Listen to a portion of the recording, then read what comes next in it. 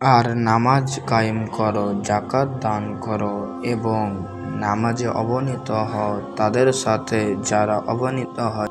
ধৈর্যের সাথে সাহায্য প্রার্থনা করো নামাজের মাধ্যমে।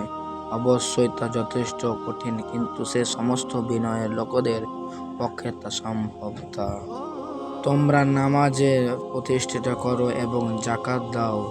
তোমরা নিজের জন্য পূর্ব যে সৎ কর্ম করবে তা আল্লাহর কাছে পাবে। তোমরা যা কিছু করো নিশ্চয় আল্লাহ তাআলার পক্ষ করুণা করে।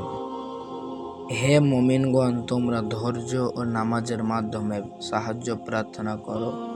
নিশ্চয় তা আল্লাহ তাআলা ধৈর্যশীলদের সাথে রয়েছেন। সমস্ত নামাজের প্রতি যত্ন হও, বিশেষ করে মধ্যবর্তী নামাজের ব্যাপারে মহান রব্বুল আলামিনের সামনে আদবের সাথে দাঁড়াও।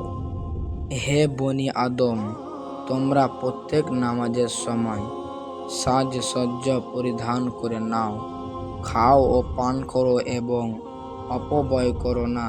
তিনি অপব্যয়ীদেরকে পছন্দ করেন না।